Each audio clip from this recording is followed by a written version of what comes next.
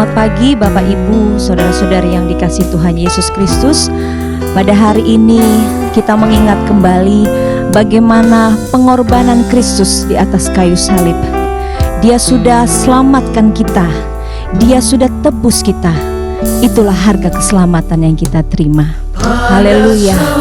Puji Dia, agungkan Dia sambil kita mengingat begitu besar karyanya di dalam kehidupan kita. Haleluya. Terima kasih Tuhan. Terima kasih Tuhan. Haleluya. Sepotong kayu kasar, tanda dosa besar, di sana Tuhan ku telah mati. Ku datang pada salib itu.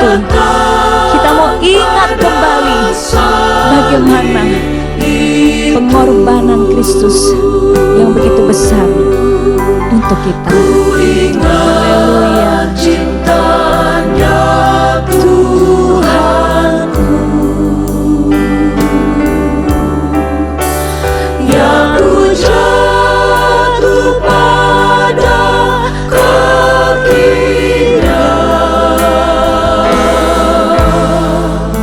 sana ku dapat ampun dosa. Oh kayu yang kasar, dihinakan dunia, bawa kelepasan tetap. Haleluya. Dihinakan dunia, bawa kelepasanku tetap. Bagiku sebabnya Tuhan ke Golgota, menebus semua dosaku. Ku datang pada salib itu. Haleluya. Terima kasih Tuhan untuk karya-Mu yang begitu besar Tuhan. Haleluya. Yang ku jatuh pada kakinya, sana ku dapat ampun dosa. Ku datang pada salib, pengorbanan-Mu bagi kami Tuhan begitu ajaib. Cintanya Tuhan. Terima kasih yang ku jatuh pada kakinya, sana ku dapat ampun dosa. Ya ku jatuh pada kakinya, bersyukur karena kasih setia-Mu yang begitu besar. Sana ku dapat ampun dosa.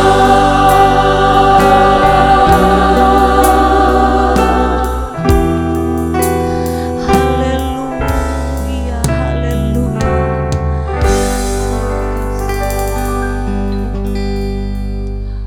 Bapa kami di dalam kerajaan surga yang kami kenal dalam nama Tuhan Yesus Kristus, kami bersyukur untuk semua yang Engkau telah berikan kepada kami Tuhan, untuk karya keselamatan yang Tuhan sudah berikan kepada kami ya Tuhan.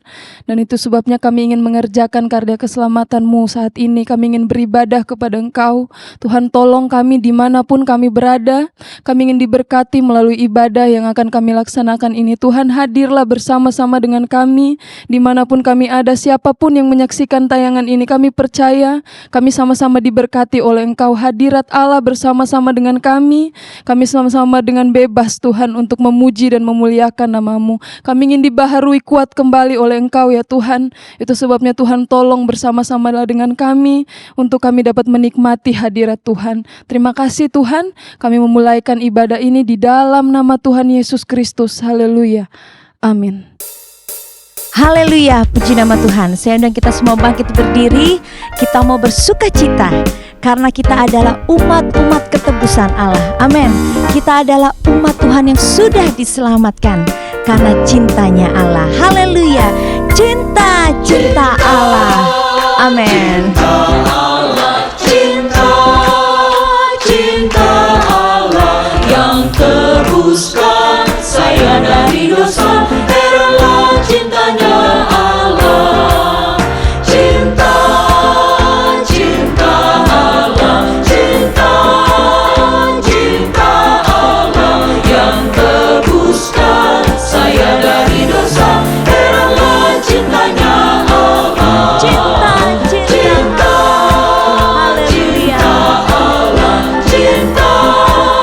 Cinta Allah yang tebuskan saya dari dosa. Heranlah cintanya Allah.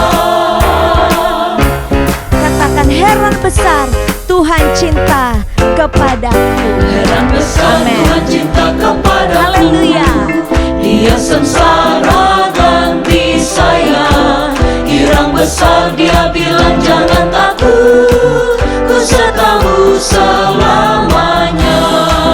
Heran besar Tuhan ampuni dosaku. Senang besar di dalam Roh-Nya. Tuhan yang heran saya nyanyikan. Heran besar, senang besar. Heran besar Tuhan cinta kepadaku. Dia sengsara ganti saya. Hirang besar dia bilang jangan takut, ku sertamu selamanya. Heran besar Tuhan ampuni dosaku. Senang besar di dalam Roh-Nya. Tuhan yang heran saya nyanyikan. Heran besar, Haleluya. senang besar. Tuhan yang heran. Kita mau nyanyikan. Haleluya.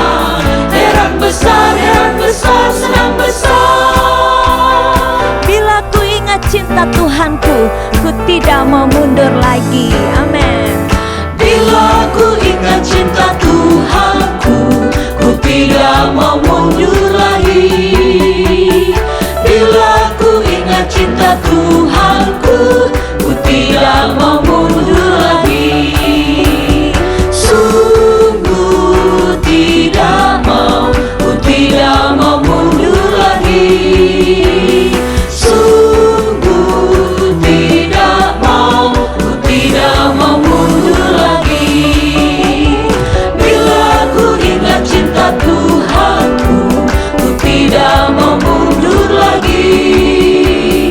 Bila ku ingat cinta Tuhanku, ku tidak mau mundur lagi. Sungguh tidak mau, ku tidak mau mundur lagi. Sungguh tidak mau, ku tidak mau mundur lagi. Kita tidak mau mundur lagi. Amin. Ku tidak mau, ku tidak mau mundur lagi. Sungguh tidak mau, ku tidak mau mundur lagi. Haleluya. Biarlah iman kita tetap teguh di dalam Tuhan dan tidak akan pernah mau mundur. Haleluya. Puji Tuhan. Silakan duduk saudara-saudara. Kita masih akan tetap menyanyikan pujian yang menceritakan cinta Allah. Haleluya. Pujian ini mengatakan, amat besar cinta Allah, tak terkatakan cintanya. Amat tinggi cinta Allah tak terduga. Nyanyikan pujian ini sambil kita mengingat pengorbanan Kristus di atas kayu salib. Haleluya. Amin.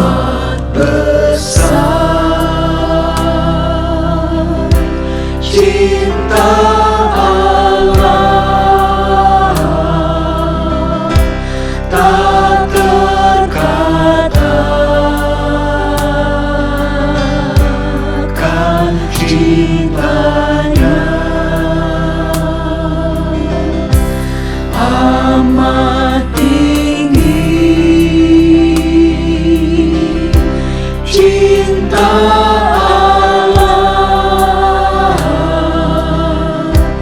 cinta Allah tak terduga yang menyesal ingat dosa terima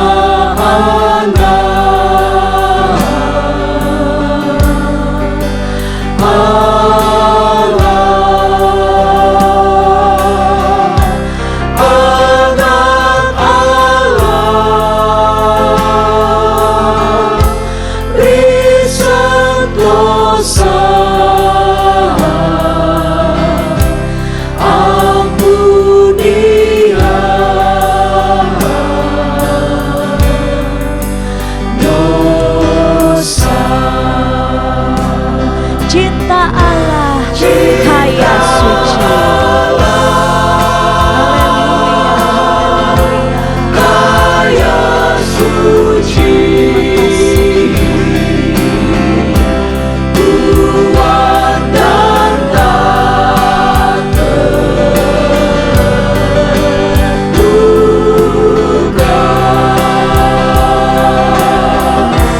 orang suci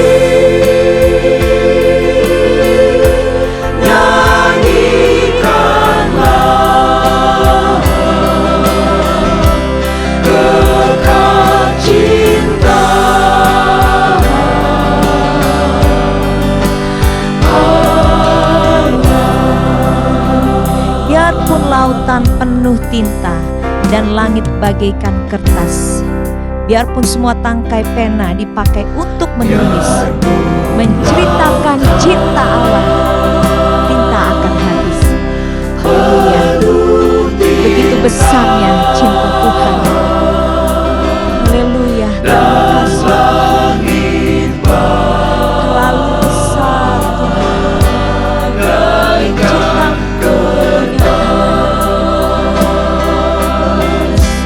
biarpun semua tangkai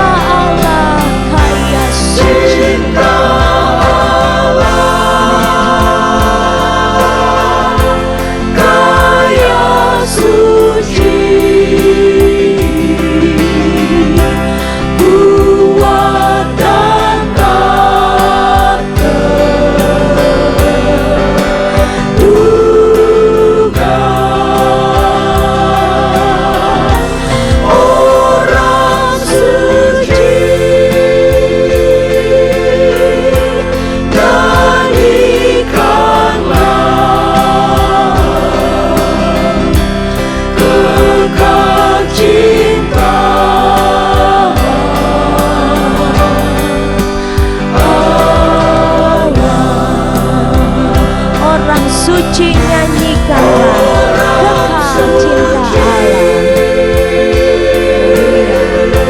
kekal cinta Allah. Kekal cinta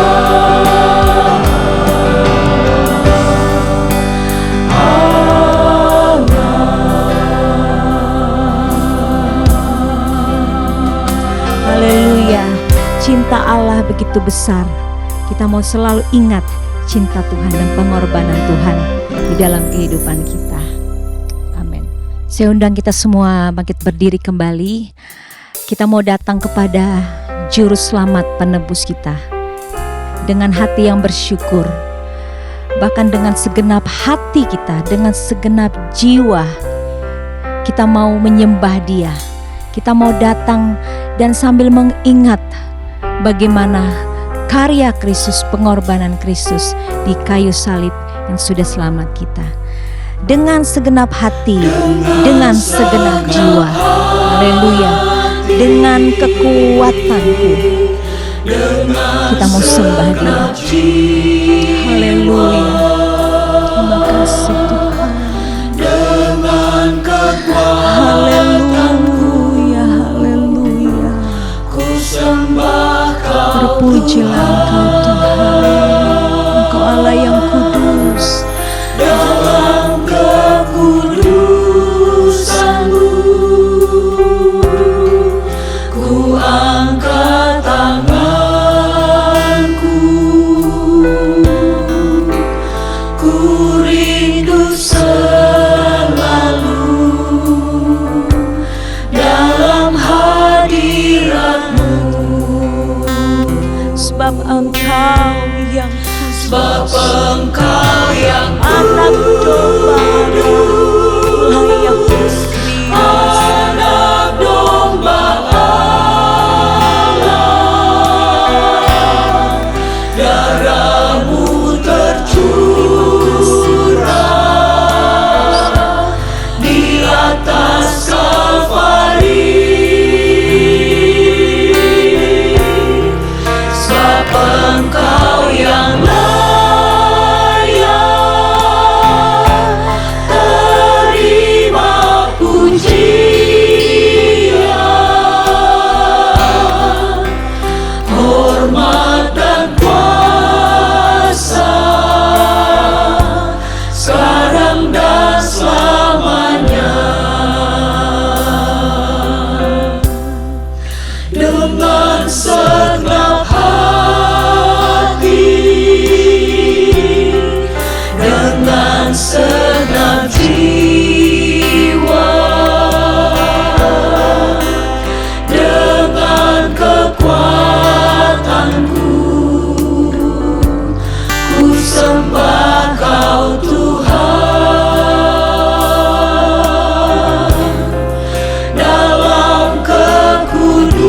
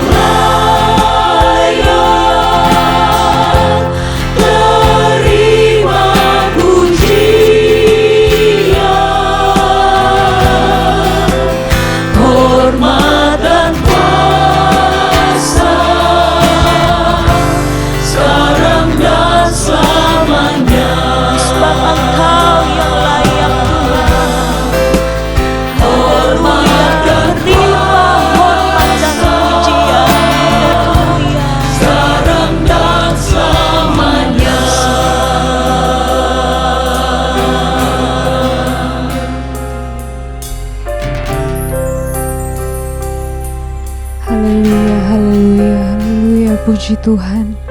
Kami bersyukur Tuhan, kami punya Allah yang begitu baik, Allah yang begitu mengasihi kami. Engkau rela mengorbankan dirimu Tuhan, mencurahkan darah-Mu untuk menebus setiap dosa-dosa kami Tuhan. Terima kasih untuk cinta Tuhan yang begitu besar dalam kehidupan kami. Biarlah segala pujian, hormat, dan kuasa kemuliaan hanya bagi nama-Mu Tuhan. Terima kasih Bapa yang baik, kami sudah memuji Tuhan, kami sudah menyembah Tuhan. Dan tibalah saatnya Tuhan kami akan mendengarkan kebenaran firman-Mu.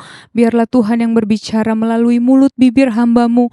Tuhan urapi hamba-Mu, pakai hamba-Mu untuk menyampaikan apa yang menjadi isi hati Tuhan, apa yang menjadi kehendak Tuhan dalam kehidupan kami pribadi lepas pribadi Tuhan. Kami bersyukur, kami menyiapkan hati kami yang terbaik untuk ditaburi oleh kebenaran firman-Mu. Di dalam nama Yesus Kristus kami berdoa. Haleluya, puji Tuhan. Amin. Saudara-saudara dipersilakan duduk.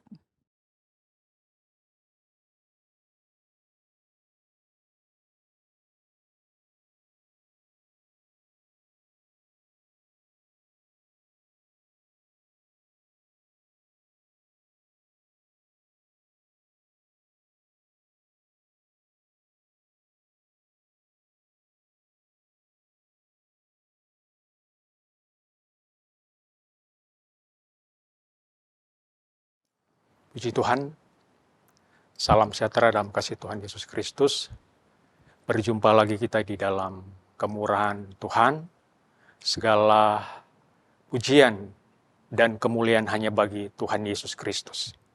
Hari ini merupakan hari yang sangat besar bagi kita umat Kristiani. Dan saya mau katakan selamat Paskah, di mana kita boleh kembali mengingat akan pengorbanan Tuhan Yesus di atas kayu salib untuk menebus dosa-dosa kita. Puji nama Tuhan, kita akan melihat firman Tuhan. Hari ini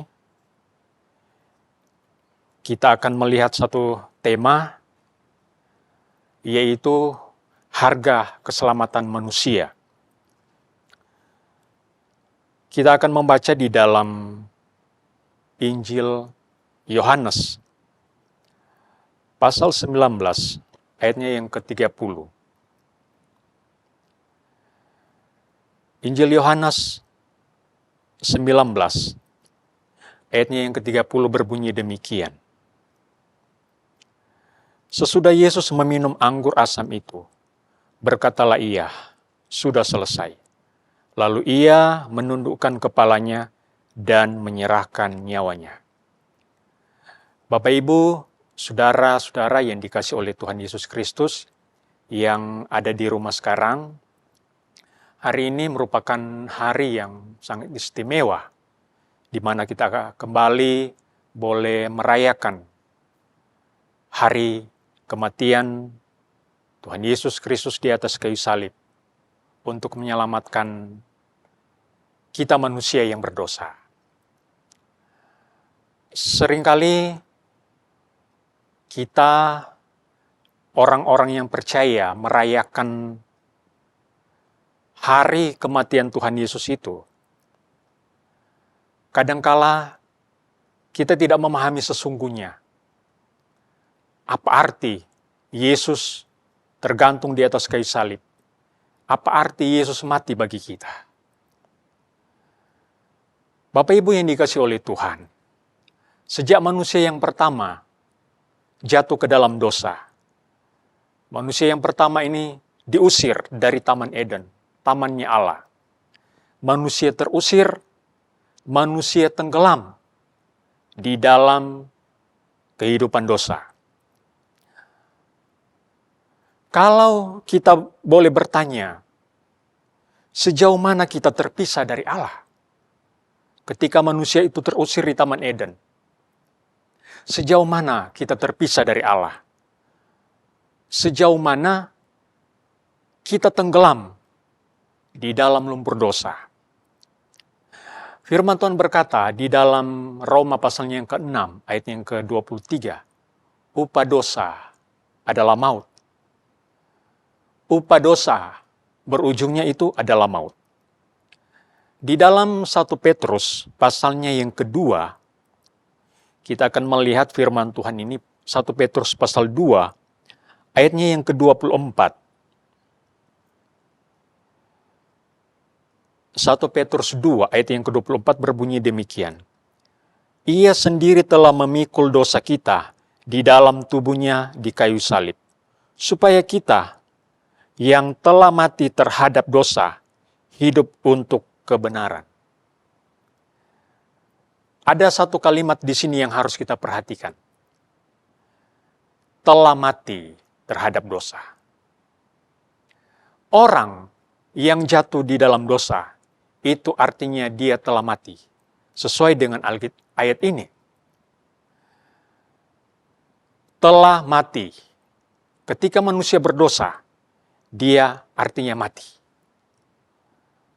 Kemudian, di dalam kitab Roma pasalnya yang ke-5, Roma pasal 5, ayatnya yang ke-9, berbunyi demikian. Lebih-lebih karena kita sekarang telah dibenarkan oleh darahnya, kita pasti akan selamat dari murka Allah. Kita pasti akan selamat dari murka Allah. Berarti, orang yang jatuh di dalam dosa, ia berada di dalam murka Allah. Ada 3 hal di sini, 3 poin yang kita lihat sejauh mana kita itu terpisah dari Allah. Ketika kita jatuh di dalam dosa, ketika manusia pertama itu jatuh di dalam dosa, mereka terusir dari Taman Eden. Dan firman Tuhan berkata, upah dosa ialah maut. Upah dosa itu adalah maut. Orang yang berdosa, sesuai dengan 1 Petrus 2 ayat yang ke-24, itu adalah orang yang telah mati. Selagi dia hidup, firman Tuhan berkata, telah mati. Sekalipun dia masih hidup. Kerohaniannya itu mati. Dan di Roma pasal 5 ayat yang ke-9 itu, orang yang berdosa, dia berada di bawah murkanya Allah. Jadi, dosa mengakibatkan maut, dosa mengakibatkan murka Allah, dosa itu mengakibatkan kita telah mati. Sekalipun tubuh kita masih hidup, tetapi secara rohania kita sudah mati. Dan apa yang bisa membuat manusia bisa menjadi hidup kembali? Apa yang bisa membuat manusia tidak lagi berada di bawah bayang-bayang maut itu? Kalau kita melihat di dalam firman Tuhan, bahwa manusia yang sudah jatuh di dalam dosa, harus ada yang menanggung, harus ada yang menebus dosa-dosa manusia. Harus ada orang yang menanggung dosa-dosa manusia, supaya manusia itu terlepas, terbebas daripada dosa yang berujung kepada kematian itu. Dosa membuat manusia ada di dalam maut. Dosa membuat kita berada di dalam kematian, dan dosa yang membuat kita ada di bawah murkanya Allah. Artinya, kita harus siap menerima hukuman dari Allah. Apa yang dilakukan oleh Allah sendiri untuk menebus dosa manusia? Ada 2 hal yang harus kita perhatikan untuk manusia bisa keluar daripada kematian, untuk bisa keluar terbebas daripada dosa ini. Ada 2 syarat yang dilakukan sendiri oleh Allah. Yang pertama, pribadi ini adalah seorang manusia. Syarat yang kedua, manusia itu tidak berdosa. Di dalam Injil Matius pasalnya yang ke-6, ayatnya yang ke-12. Matius 6 ayat yang ke-12, itu merupakan bagian daripada doa Bapa kami yang berbunyi, dan ampunilah kami akan kesalahan kami. Kata kesalahan di dalam Matius 6 ayat yang ke-12, kata kesalahan di sini, di dalam terjemahan aslinya, artinya hutang atau dosa. Jadi, kata kesalahan di dalam Matius pasal 6 ayat yang ke-12 ini, artinya hutang atau dosa. Terjemahan Alkitab bahasa Inggris memakai kata debt, hutang. Kita sering mendengar kata debt collector, penagih hutang. Jadi, manusia yang berdosa, manusia yang melakukan kesalahan, itu artinya dia berhutang. Dan hutang ini, dosa ini, siapa yang bisa menanggungnya? Saya sudah katakan tadi, hanya ada 2 syarat. Yang pertama, yang akan menanggung hutang, yang akan menanggung dosa manusia ini, dia juga adalah seorang manusia. Dan yang kedua, dia tidak berdosa. Kalau dia berdosa, dia tidak mungkin menanggung hutang orang lain. Dia yang berhutang, dia tidak mungkin menanggung hutang orang lain juga. Jadi hutang kita ini manusia yang berhutang, manusia yang berdosa, hutang kita harus ditanggung oleh pribadi yang tidak berhutang. Artinya pribadi yang tidak berdosa. Dan kriteria dari Allah di sini hanya ada di dalam Tuhan Yesus Kristus. Manusia dan juga dia adalah seorang yang tidak berdosa. Harga keselamatan daripada manusia, kita ingat. Filipi pasalnya yang kedua, mulai ayat yang ke-5 sampai ayat yang ke-8. Dia adalah Allah, turun menjadi manusia. Jadi Yesus adalah Allah, menjelma menjadi manusia. Tujuannya yaitu untuk menjadi penanggung hutang kita. Untuk menjadi penebus hutang-hutang dosa kita manusia. Inilah yang dilakukan oleh Sang Penebus itu. Bapak Ibu, saudara-saudara yang dikasihi oleh Tuhan. Jadi di sini hutang kita, dosa-dosa kita manusia harus ditanggung oleh pribadi yang tidak berdosa. Seorang manusia yang tidak berdosa, dan itu hanya ada di dalam Yesus Kristus saja. Nah, apa yang dilakukan oleh Sang Penebus hutang ini? Apa yang dilakukan oleh pembayar hutang ini? Di dalam Yesaya pasalnya yang ke-53, ini merupakan nubuatan dari Nabi Yesaya tentang Yesus yang akan disalibkan itu. Yesaya 53 ayat 3 sampai 5 berbunyi demikian. Ia dihina dan dihindari orang, seorang yang penuh kesengsaraan dan yang biasa menderita kesakitan. Ia sangat dihina, sehingga orang menutup mukanya terhadap dia, dan bagi kita pun dia tidak masuk hitungan. Tetapi sesungguhnya penyakit kitalah yang ditanggungnya, dan kesalahan kitalah yang dipikulnya. Padahal kita mengira dia kena tulah, dipukul dan ditindas Allah.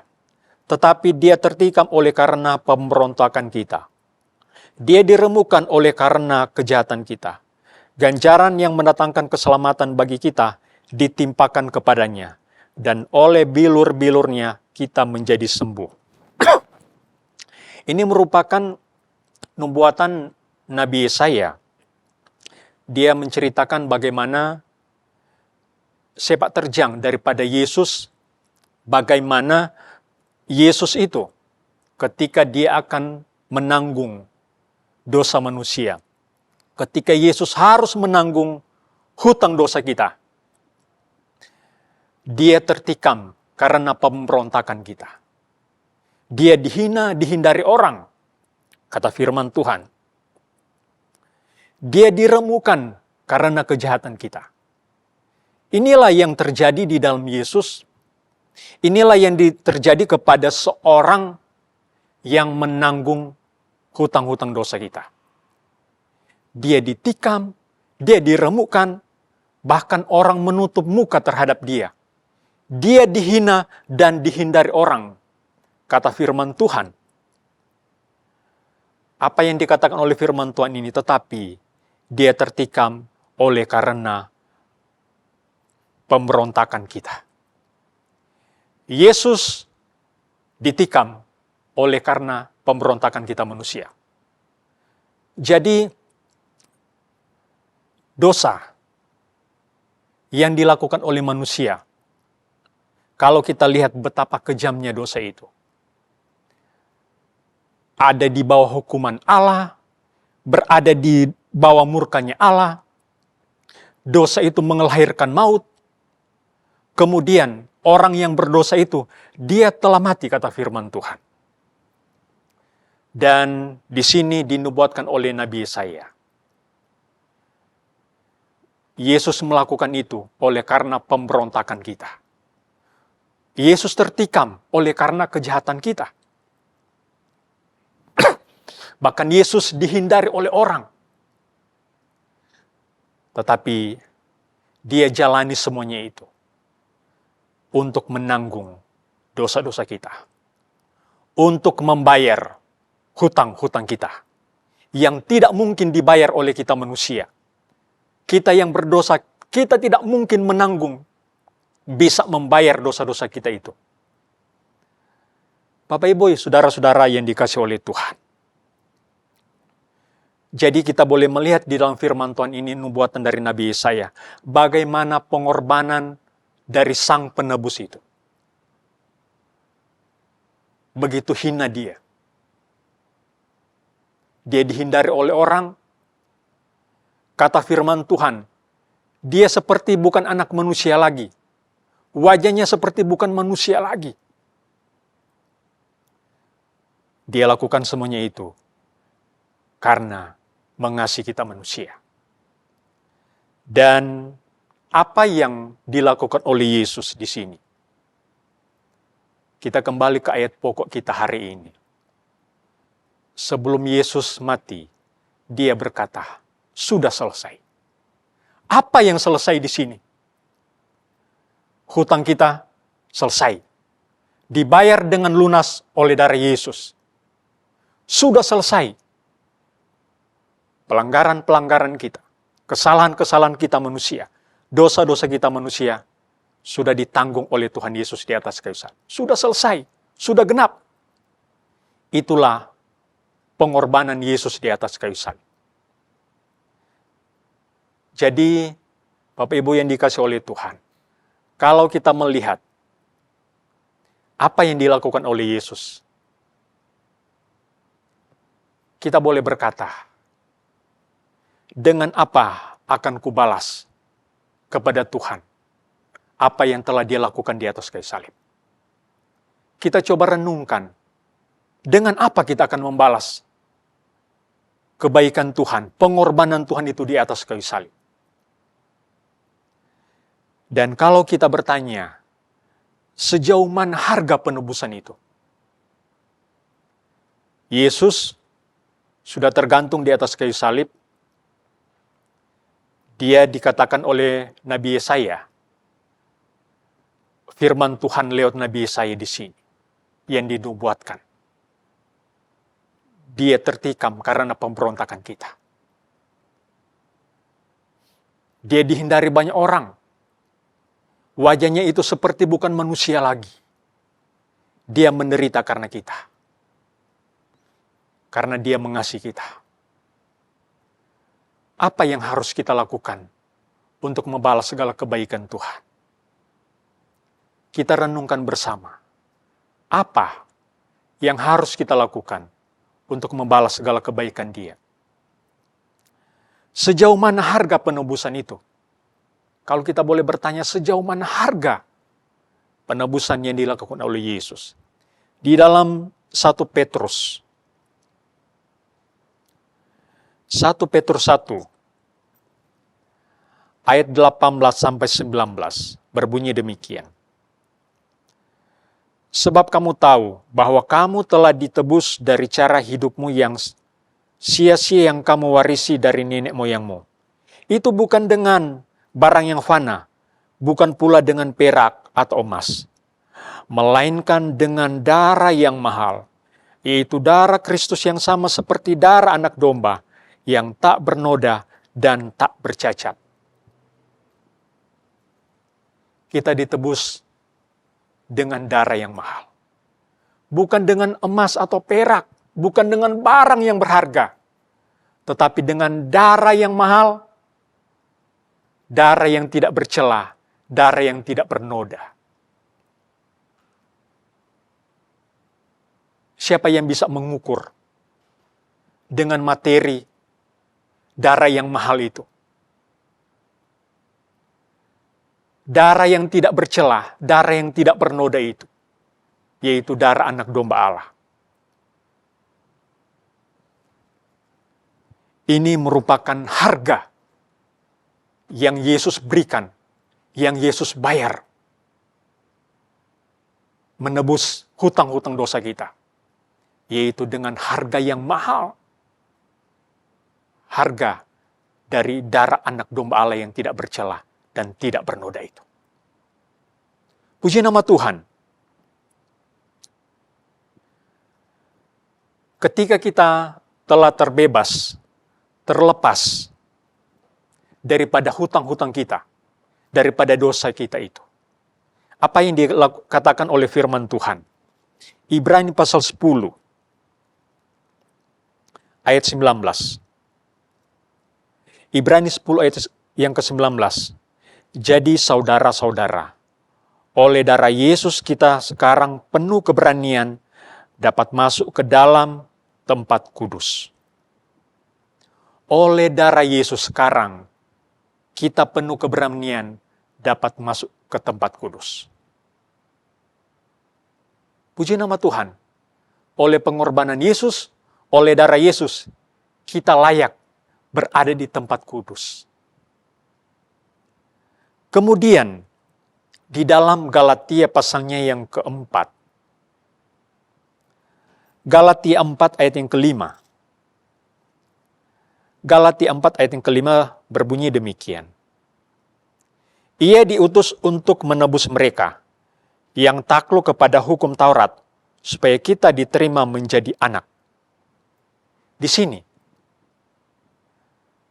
rupanya penebusan itu ada hubungannya dengan kita menjadi anak. Penebusan oleh darah Yesus menjadikan kita anak. Jadi kita ini bukan lagi hamba. Bukan lagi hamba dosa. Kita bukan lagi orang-orang yang berada di bawah kutuk dosa. Bukan lagi orang-orang yang menjadi budak dosa. Tetapi kita di sini menjadi anak. Kalau tadi di dalam Ibrani pasal yang ke-10 ayat yang ke-19, kita layak ada di tempat kudus. Di sini, harga daripada darah Yesus di sini membuat kita menjadi anak.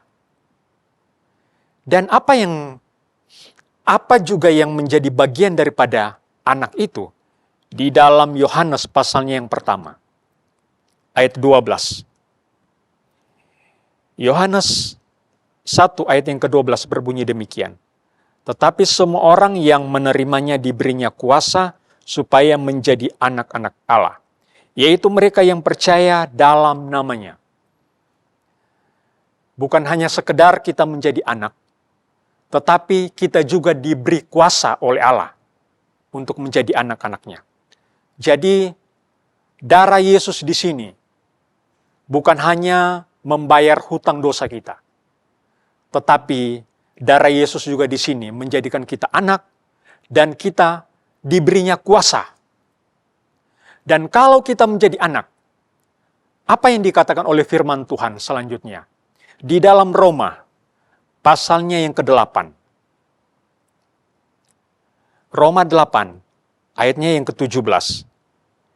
Dan jika kita adalah anak, maka kita juga adalah ahli waris. Maksudnya, orang-orang yang berhak menerima janji-janji Allah yang akan menerimanya bersama-sama dengan Kristus, yaitu jika kita menderita bersama-sama dengan Dia, supaya kita juga dipermuliakan bersama-sama dengan Dia. Bapak Ibu yang dikasihi oleh Tuhan, di sini firman Tuhan mau menegaskan kepada kita, kalau kita anak, kita juga berhak menerima janji-janji Allah itu. Kita berhak menjadi ahli waris. Jadi, kalau kita sudah menjadi anak, kita berhak menjadi ahli waris. Dan ahli waris di sini, kita berhak mendapatkan janji-janji Allah itu. Betapa mulianya darah Yesus itu. Betapa berkuasanya darah Yesus itu. Bukan hanya melepaskan kita daripada dosa, daripada kutuk, daripada murka Allah. Bukan hanya membebaskan kita daripada penghukuman, membebaskan kita daripada maut. Tetapi darah Yesus itu membuat kita menjadi orang yang berharga. Kita diangkat menjadi anak. Dan kalau kita jadi anak, kata firman Tuhan, kita juga menjadi ahli waris. Artinya orang yang berhak menerima janji-janji Allah itu. Dan janji Allah itu yang paling mulia. Janji Tuhan yang paling besar. Kalau kita menjadi anak-anaknya Tuhan. Yaitu hidup yang kekal. Inilah yang kita dambakan. Inilah yang kita rindukan. Ketika kita menjadi anak Allah.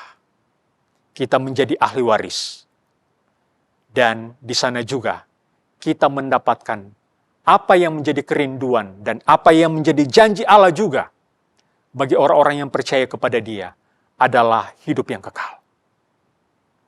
Kata firman Tuhan, barang siapa percaya kepada Dia, dia akan mendapatkan hidup yang kekal. Jadi, di sini kita sama-sama merenungkan. Sama-sama kita telah mempelajari. Sama-sama telah kita lihat bagaimana harga daripada penebusan itu untuk kita manusia. Kita dibebaskan daripada hutang-hutang itu. Kita tidak mampu untuk menanggung hutang dosa kita, tetapi telah ditebus, telah dibebaskan, telah dibayar oleh darah Yesus di atas kayu salib. Dan harganya juga telah lunas dibayar. Yesus katakan, sudah selesai. Hutang kita sudah selesai. Sudah ditanggung oleh Yesus. Sudah ditebus oleh Yesus. Sudah dibayar oleh Tuhan Yesus di atas kayu salib. Sudah selesai. Yang membuat kita layak berada di tempat kudus. Yang membuat kita menjadi anak-anaknya Dia. Dan yang membuat kita berhak menerima janji-janji Allah.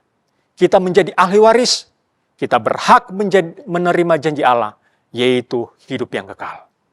Puji nama Tuhan, pertahankanlah iman kita di dalam Yesus Kristus.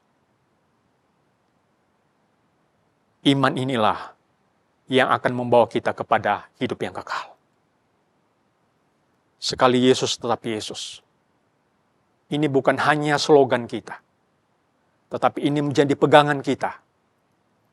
Sekali Yesus sudah selamatkan kita, sekali Yesus sudah menebus dosa kita akan tetap di dalam Dia, tetap percaya dan tetap setia sampai Dia datang kembali untuk membawa kita kepada janjinya sebagai ahli waris, sebagai anak-anaknya. Kita berhak menerima janji Tuhan, yaitu hidup yang kekal. Puji nama Tuhan. Demikianlah firman Tuhan di siang ini. Kita akan masuk di dalam perjamuan Tuhan, mengingat pengorbanan Tuhan di atas kayu salib. Mengingat apa yang telah Yesus telah lakukan untuk kita manusia. Mari Bapak Ibu yang ada di rumah, saudara-saudara sekalian, kita tundukkan kepala, kita akan berdoa untuk kita akan makan dan minum lewat tubuh dan darah Tuhan. Mari kita berdoa. Bapa, dalam nama Yesus Kristus, terima kasih ya Tuhan, buat pengorbanan-Mu di atas kayu salib. Lewat firman Tuhan, di siang ini, kami diberikan pengertian oleh Tuhan, bahwa dosa kami, kesalahan kami itu adalah hutang, yang tidak mungkin kami dapat bayar, yang tidak mungkin Tuhan kami dapat tanggung. Kami tidak bisa menebus hutang-hutang kami, dosa-dosa kami, sebaik apapun kami ya Tuhan. Kami tidak mungkin Tuhan dapat menebus kesalahan kami. Tetapi Tuhan, kami bersyukur oleh pengorbanan-Mu, oleh darah-Mu Yesus di atas kayu salib. Engkau sudah menanggung dosa-dosa kami. Engkau sudah membayar dengan lunas hutang-hutang kami. Terima kasih ya Tuhan. Engkau sudah menggenapi ya Tuhan semua kesalahan dosa kami di atas kayu salib lewat pengorbanan-Mu itu. Terima kasih buat darah-Mu. Kami akan selalu mengingat pengorbanan Tuhan. Dan hari ini ya Tuhan, hari yang spesial, hari yang istimewa bagi kami, anak-anak Tuhan, umat Kristiani dimanapun berada. Kami kembali boleh mengingat pengorbanan Tuhan di atas kayu salib. Golgota selalu mengingatkan kami bagaimana karya Tuhan yang sudah menyelamatkan kami. Layakkan kami ya Tuhan sebentar untuk kami masuk di dalam perjamuan Tuhan. Layakkan kami akan makan dan minum lewat roti dan anggur, yang merupakan tubuh dan darah Tuhan. Kiranya berkat kayu salib selalu menjadi bagian hidup kami ini. Terima kasih ya Tuhan, bagi-Mu segala pujian, hormat dan kemuliaan. Kami berdoa dalam nama Tuhan Yesus Kristus. Haleluya. Amin.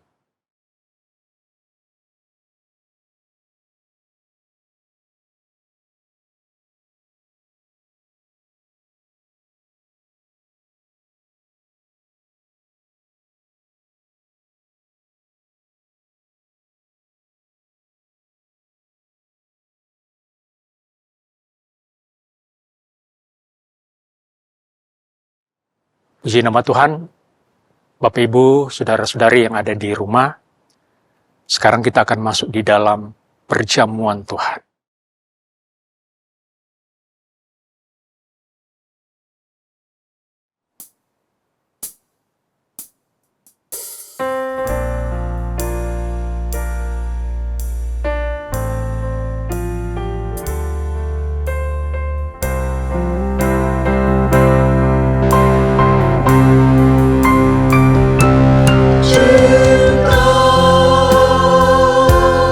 Cinta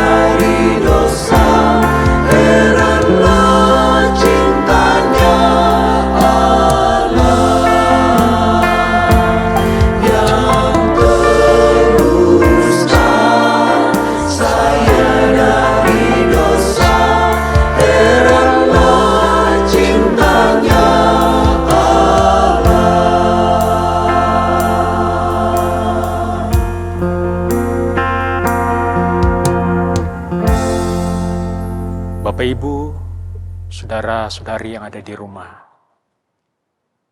Perjamuan Tuhan selalu mengingatkan kita kepada pengorbanan Tuhan Yesus di atas kayu salib. Roti yang ada di tangan kita, ini merupakan tubuh Tuhan yang sudah tergantung. Tubuh Tuhan yang sudah terpaku di atas kayu salib. Karena menebus dosa-dosa kita, membayar semua hutang-hutang dosa kita. Mari kita angkat roti. Inilah tubuh Tuhan yang sudah terpecah-pecah bagi kita. Sebab apa yang telah aku teruskan kepadamu, telah aku terima dari Tuhan, yaitu bahwa Tuhan Yesus pada malam waktu ia diserahkan, mengambil roti dan sesudah itu ia mengucap syukur atasnya.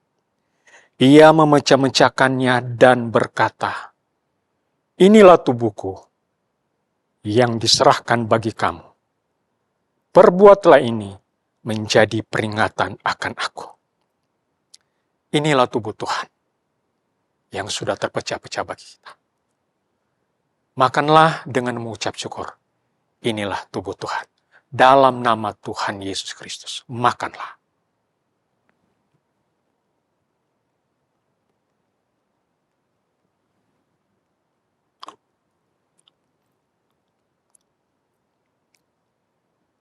Kita angkat cawan.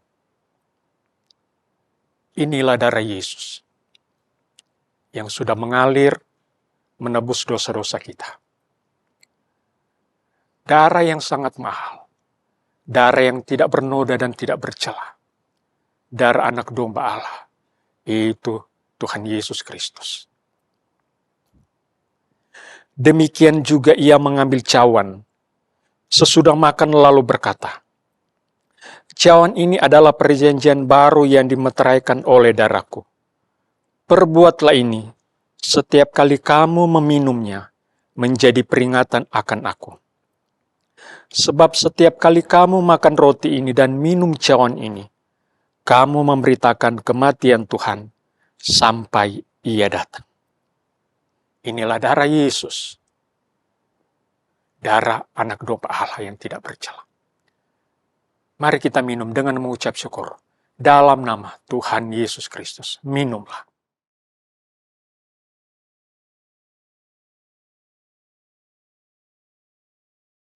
Haleluya.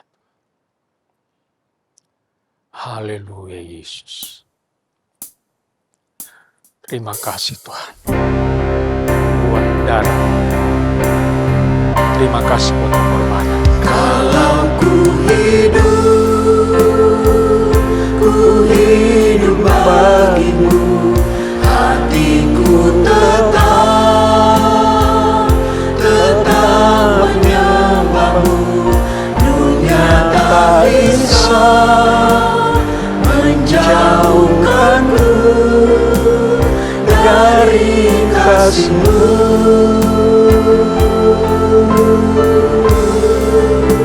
Selama ku hidup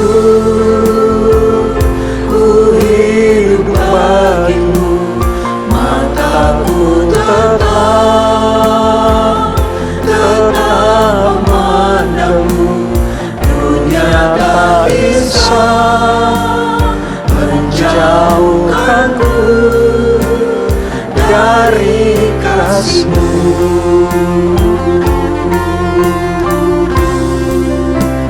Kalau ku hidup bagimu, hatiku tetap menyembahmu. Dunia tak bisa menjauhkanku dari kasih-Mu.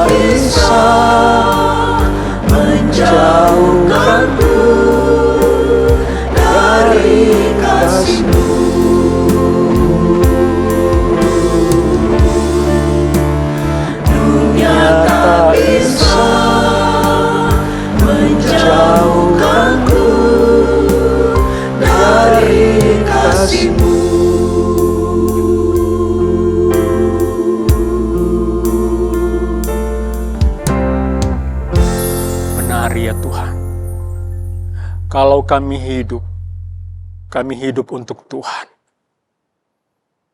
Kami telah melihat betapa besarnya pengorbanan Tuhan. Betapa cintanya Tuhan atas kami. Tuhan rela turun ke dalam dunia ini menjadi manusia untuk menghapus hutang dosa-dosa kami, membayar dosa-dosa kami di atas kayu salib. Lewat pengorbanan-Mu Tuhan, lewat darah-Mu Tuhan, darah yang mahal, dosa-dosa kami Tuhan, ditebus oleh Tuhan. Kami sekarang menjadi miliknya Tuhan. Kami menjadi anak-anak ketebusan Tuhan.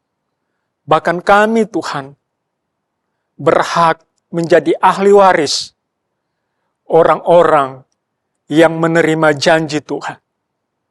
Janji hidup yang kekal bersama dengan Tuhan. Terima kasih buat karya di Bukit Golgota. Kami akan selalu mengingat pengorbanan Tuhan. Dan kami akan selalu berpegang Tuhan kepada kebenaran-Mu, kepada firman-Mu yang telah membawa kami kepada seluruh kebenaran Tuhan. Terima kasih ya Tuhan. Terima kasih buat pengorbanan-Mu. Terima kasih buat cinta Tuhan, buat kasih Tuhan di dalam hidup kami ini. Bawalah kami semua, umat-umat ketebusannya Tuhan, kepada seluruh kebenaran.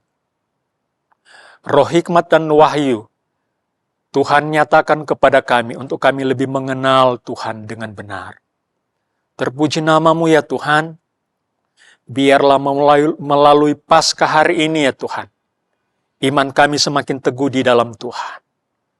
Iman kami semakin bertambah-tambah, dan menjadi doa kami selalu, tambah-tambahkanlah terus iman kami ya Tuhan, untuk kami tetap percaya, berpegang teguh kepada firman-Mu, kepada keselamatan yang Tuhan sudah karuniakan kepada kami. Terima kasih buat pengorbanan-Mu. Terima kasih buat darah-Mu Yesus yang sudah menghapus dosa kami. Terpuji nama Tuhan, bagi-Mu segala pujian, hormat, dan kemuliaan. Damai sejahtera Allah yang melampaui segala akal akan memelihara hati dan pikiran kami selalu di dalam Tuhan. Terpuji nama-Mu ya Tuhan. Bapak, Ibu, saudara-saudara yang dikasihi oleh Tuhan. Terimalah berkat rahmat daripada Allah Bapa. Kasih karunia dan damai sejahtera oleh Tuhan Yesus. Sukacita, penghiburan, penyertaan oleh Roh Kudus. Bersama dengan kita hari ini, besok. Bahkan sampai Maranatha, Tuhan Yesus datang kembali. Kita sudah terima berkat Tuhan dan menutup ibadah hari ini. Dalam nama Tuhan Yesus Kristus. Haleluya. Amin.